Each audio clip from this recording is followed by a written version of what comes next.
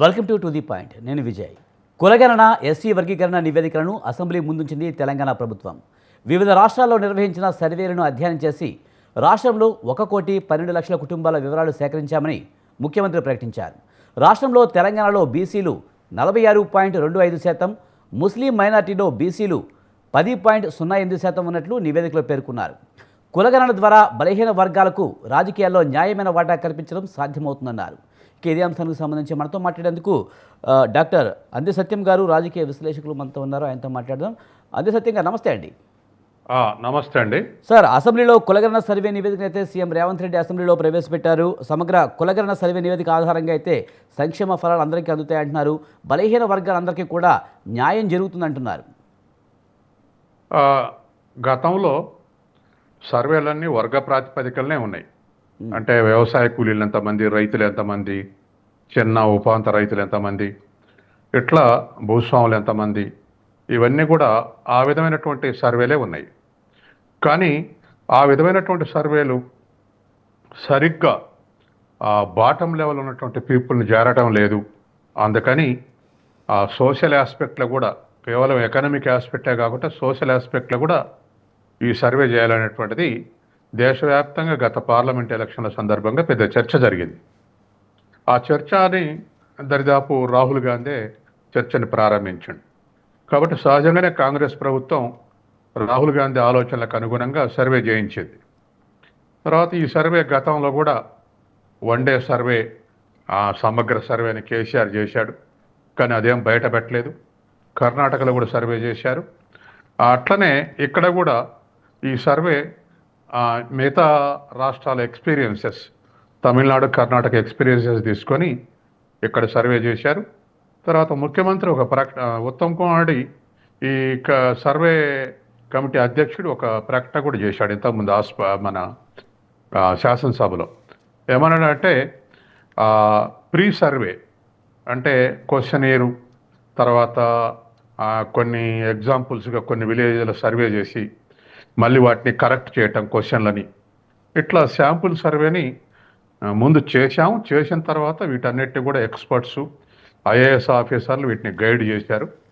తర్వాత దరిదాపు 1,00,000 మంది ఉద్యోగులు కూడా పాల్గొన్నారు. కాబట్టి సాధ్యమైనంత మేరకు 97% కుటుంబాలను సర్వే చేయించాం. కాబట్టి ఈ సర్వే ప్రకారం 17% ఓసీలు, ముస్లింలో ఉన్న ఓసీలు కలుపుకుంటే, అట్లాగే బీసీలు 56% మంది, ముస్లింలు ఉన్న బీసీలను కలుపుకుంటే, ఇట్లా ఎస్టీ ఎస్సీ వాళ్ళు ప్రకటించిన విధంగా అసెంబ్లీలో టేబుల్ చేశారు. ఇంతకుముందు ప్రవేశపెట్టారు మధ్యాహ్నం. అయితే అభ్యంతరం చెప్పింది ఏమిటంటే ప్రతిపక్షాలు, ముఖ్యంగా బీజేపీ పాయల శంకర్ చెప్పింది ఏమిటంటే వెబ్సైట్లో, అఫీషియల్ వెబ్సైట్లో 4 కోట్ల మంది జనాభాని ఉంది. కానీ మీరు చేసిన సర్వే ప్రకారం 3,54,00,000 అని వస్తుంది. మరి ఇంత జనాభా ఎందుకు తగ్గినట్టు, ఎట్లా తగ్గినట్టు? కాబట్టి ఏదో అన్సైంటిఫిక్గా చేశారు కాబట్టే ఇట్లా జనాభా తగ్గింది. 2000 ముందు చేసిన సర్వేని పోలిస్తే చాలా తక్కువ పెరిగింది. కాబట్టి ఇది కరెక్ట్ సర్వే కాదు, దీన్ని ఆలోచించండి అని పాయల శంకర్ మాట్లాడుతూ అన్నాడు. అట్లాగే బీఆర్ఎస్ తరఫున శ్రీనివాస్ యాదవ్ కూడా ఇదే పద్ధతిలో ఈ లెక్కలంతా కొద్దిగా అన్సైంటిఫిక్గా ఉన్నాయని చెప్పారు. అయితే దానికి ముఖ్యమంత్రి కానీ, శ్రీధర్ బాబు కానీ, ఉత్తమ్ కుమార్ కానీ అన్నది ఏమిటంటే, మీరు చెప్పేటువంటి జనాభాకు శాంటిటీ లేదు. ఎప్పుడు సర్వే చేశారు, ఎందుకు చేశారు, వాటిని ఎవరు అప్లోడ్ చేశారు, ఇటువంటివన్నీ కూడా గమనంలోకి తీసుకుంటే ఇది సైంటిఫిక్ సర్వే కాదు. అందుకని వాటి శాంటిటీని లేని వాటిని తీసుకొని ఇప్పుడు మేము చేసినటువంటి సర్వేని అడ్డగించడం లేదా దాని మీద అనుమానాలు రేకెత్తడం కరెక్ట్ కాదని చెప్పేసి ముఖ్యమంత్రి మరో 2 మంత్రులు అనడం జరిగింది. ఏదేమైనా ఒక ఏకాభిప్రాయం ఏమిటంటే 42% బీసీలకు రిజర్వేషన్ చేస్తామంటున్నారు పంచాయతీ ఎలక్షన్లో. అది మాత్రం తగ్గొద్దు అనేటువంటిది, తగ్గించము, అసలు దానికోసమే సర్వే చేసామని ప్రభుత్వం చెప్తుంది. అట్లా కాదు, అలా చేయాలి, మీరు ఆ పద్ధతి విడనాడొద్దు, 42% ఇవ్వాలి ఈ పేరు మీద అని చెప్పేసి బీజేపీ తర్వాత బీఆర్ఎస్ కూడా అంటుంది. కాబట్టి అన్ని రాజకీయ పక్షాలు 42% డిమాండ్ చేస్తున్నాయి. అయితే ఒక్క డిఫరెన్స్ ఉంది. మీరే అసెంబ్లీలో చట్టం చేయాలి అనేది బీఆర్ఎస్ డిమాండ్. చట్టం చేస్తే నిలబడదు. కాబట్టి తీర్మానం చేసి పార్లమెంటుకు పంపుతాం. పార్లమెంట్లో మీరే బీజేపీ వాళ్ళు 9th షెడ్యూల్లో చేర్పించండి. బీజేపీ అది తమిళనాడు వాళ్ళు ఎట్లయితే 69% చేసి చేర్పించారో అట్లా చేర్పించండి అని చెప్పేసి అధికార యంత్రాంగం అడుగుతా ఉంది. కాబట్టి ఏదేమైనా ఒకటి, ఇది పార్లమెంట్ నిలబడపోయినా సుప్రీంకోర్టులో నిలబడపోయినా మా పార్టీ ప్రకారం మేము 42% ఇస్తామని చెప్పేసి కాంగ్రెస్ పార్టీ అనౌన్స్ చేసింది. కాబట్టి ఇది చట్టం అయ్యి పార్లమెంట్లో అమలు జరిగితే, పార్లమెంట్ యాక్సెప్ట్ చేస్తే, లేదా 9th షెడ్యూల్ చేస్తే, లేదా సుప్రీంకోర్టు ముందర నిలబడకపోతే అన్ని పార్టీలు 42% ఇస్తామని కనుక వాగ్దానం చేస్తే కొంతమేరకు అమలయ్యేటువంటి అవకాశం ఉంది. గతంలో తెలుగుదేశం పార్టీ 34% అమలు చేసింది. దాన్ని ఆ తర్వాత 26%కి బీఆర్ఎస్ గవర్నమెంట్ తగ్గించింది. మళ్ళీ ఇప్పుడు 42% అంటున్నారు. అందరూ కలిసి 42% పార్టీలలోనే ప్రామిస్ చేస్తే అది అమలయ్యేటువంటి అవకాశం ఉంది. చట్టం ఎప్పుడు రూపొందుతుంది? ఇది సుప్రీంకోర్టు జడ్జి ముందు మరి గతంలో జడ్జిమెంట్ ఉంది 50% పెంచడానికి వీల్లేదని. కానీ బీజేపీ కనుక 9th షెడ్యూల్ చేస్తే, రాజ్యాంగం 9th షెడ్యూల్ జరిగితే 69 కూడా యాక్సెప్ట్ చేస్తుంది సుప్రీంకోర్టు అనేటువంటి వాదనలు కొనసాగుతున్నాయి. ఏది ఏమైనా మరి గ్రామ పంచాయతీ ఎలక్షన్లు జరగకపోతే నిధులు రావు. 15th ఫైనాన్స్ కమిషన్ నిధులు రావాలి. కాబట్టి జరపాలంటే మరి ఇది చట్టం రాకపోతే ఎడ జరపాలి అంటే పార్టీ పరంగా 42% ఇస్తాం అంటారు. అది ఎంతవరకు ఇంప్లిమెంట్ చేస్తే రాజకీయ పార్టీలు అనేది మనం వేచి చూద్దాం. సార్, అలాగే కేంద్ర ప్రభుత్వానికి అయితే ఈ నివేదిక పంపిస్తే అది మళ్ళీ పార్లమెంట్లో పెట్టడం ఇదంతా కూడా చాలా ఆలస్యమయ్యే అవకాశం ఉంది. మరి స్థానిక సంస్థల ఎన్నికల్లో అయితే ఇది మళ్ళీ ఇది చేయడం కష్టమయ్యే అవకాశం లేదంటారా? ఖచ్చితంగా అండి. పార్లమెంట్లో ఆమోదించకపోతే అక్కడ కాంగ్రెస్ పార్టీ బీజేపీని కార్నర్ చేయడానికి ప్రయత్నం చేస్తుంది. మీరు ఆమోదించాలని. ఆమోదించి సుప్రీంకోర్టుకు పోతే ఆ సుప్రీంకోర్టు తీర్పు నెగిటివ్ వస్తుందా పాజిటివ్ వస్తుందా వేచి చూడాలి. నెగిటివ్కి వస్తే 9th షెడ్యూల్ జారవని ప్రతిపక్షాలు డిమాండ్ చేస్తాయి. ఇదంతా ఒక పొలిటికల్ ప్రాసెస్, అట్లాగే జ్యుడిషియరీ ప్రాసెస్. కాబట్టి అవి మనం తర్వాత ఆలోచించాల్సిన విషయం. కానీ ఓపెన్గా ఒక స్టేట్మెంట్ కాంగ్రెస్ పార్టీ ఇవ్వటం బాగుంది.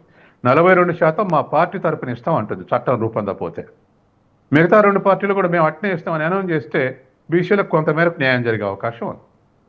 సార్, అలాగే కులగణన పై చర్చ అయితే ఒక్క రోజులోనే ముగించారు. ఇంకా కొంతకాలం 4 రోజులైనా చేస్తే బాగుంటుందనేది ప్రతిపక్షాలు అంటున్నాయి. కానీ కాంగ్రెస్ అయితే ఒక్క రోజులోనే ముగించింది. దీన్ని ఎలా చూడాలంటారు? అందులో చర్చ పెద్దగా ఏం లేదండి. ఇప్పుడు ఇవాళ చేసిన చర్చ సరిపోద్ది. ప్రాసెస్ ఏం చేస్తారనేది ముఖ్యం. ప్రొసీజర్ ఏమిటి అనేది ముఖ్యం. ఇవాళ ఏమిటి, మంత్రివర్గం ఆమోదించడానికి, శాసనసభ తీర్మానం చేయడానికి పెట్టారు. 2 అయిపోయినాయి. అయిపోయిన తర్వాత ఆమోదించిన తర్వాత పార్లమెంట్కి పంపుతారు. అక్కడ జరిగే ప్రొసీజర్ ఆలస్యం అయితే అన్ని పార్టీలు ఇక్కడ శాసనసభలో కాంగ్రెస్ పార్టీ బయట కాకుండా శాసనసభలో అనౌన్స్ చేసింది కాబట్టి మేము 42% పార్టీ తరపున అమలు జరుపుతామని మిగతా అన్ని పార్టీలు కూడా అందుకు ప్రయత్నిస్తే బీసీలకు కొంతమేరకు న్యాయం జరిగే అవకాశం ఉంది. సార్, అలాగే రాజకీయ పార్టీలకైతే ఎన్నికల టైంలోనే బీసీలు గుర్తుకు వస్తూ ఉంటారు, కానీ మిగతా టైంలో గుర్తుకు రాలనే విమర్శలు చెప్తున్నారు. ముఖ్యంగా ఇంతకుముందు మీరు చెప్పినట్టుగా ఈ లెక్కల విషయంలో అయితే కొంత గందరగోళం నెలకొంది. ప్రభుత్వం ఒకటి చెప్తుంది, ప్రతిపక్షాలు ఒకటి చెప్తున్నాయి. ఎలా సార్, దీన్ని ఎలా చూడాలి? వాస్తవేనండి. ఈ విషయంలో ప్రతిపక్షాలకు అధికార పక్షానికి తేడా లేదు. మీరు గత 70 ఏళ్లుగా చూస్తే బీసీలను వాడుకోవటమే తప్ప వాళ్ళకి ఎంపవర్మెంట్ ప్రకారం వాళ్ళకు పదవులు ఇవ్వటం. ఎందుకంటే వాళ్ళు మనం ఇన్క్లూజివ్ డెమోక్రసీ అంటున్నాం. ఇన్క్లూజివ్ డెమోక్రసీ అంటే వివిధ వర్గాలకు ప్రాతినిధ్యం దొరకటం, వివిధ కులాలకు కూడా ప్రాతినిధ్యం దొరకటం. అలా ప్రాతినిధ్యం దొరికితేనే ఇన్క్లూజివ్ డెమోక్రసీ అయింది. కానీ దరిదాపు 55% ఉన్న బీసీలని దేశవ్యాప్తంగా అన్ని రాజకీయ పార్టీలు వాడుకోవటమే తప్ప ఇచ్చేవరకల్లా ఆ పదవులు వచ్చేసరికి అడ్డం తగులుతున్నారు. కాబట్టి ఇది ఒక చట్టం చేస్తే, ఒక స్టాట్యూటరీ బెనిఫిట్ ఉంటే అప్పుడు బీసీలు డిమాండ్ చేసే అవకాశం ఉంది. ఎవరైతే డిమాండ్ చేస్తున్నారో ఆ బీసీ నాయకులను కూడా కొనేస్తున్నాయి రాజకీయ పార్టీలు. ఎవడు పలానా బీసీ నాయకుని వల్ల బీసీ రిజర్వేషన్స్ వస్తుందనో, మరో రాజకీయ నాయకుల బీసీ రిజర్వేషన్స్ వస్తాయనో, మరో నాయకుని వల్ల ఎస్సీ రిజర్వేషన్స్ వస్తాయని ఆశపడితే వాళ్ళను కూడా రాజకీయ పార్టీలు కొనేస్తున్నాయి, వాళ్ళకి ఎంపీలు ఎమ్మెల్సీలు ఇచ్చి. కాబట్టి ఇది బలమైనటువంటి వర్గాలు రాజకీయ పార్టీల ఆధిపత్యంలో ఉన్నాయి కాబట్టి వాళ్ళు కొనేస్తున్నారు. అందుకని ఈ బీసీ అమలు జరగట్లే. 56% అంటే 52% అసెంబ్లీలో లేరు, పార్లమెంట్లో లేరు, ఎక్కడా లేరు, ఇవ్వరు కూడా. ఇట్లనే ఉంటే ఇవ్వరు కూడా, సాధ్యం కాదు.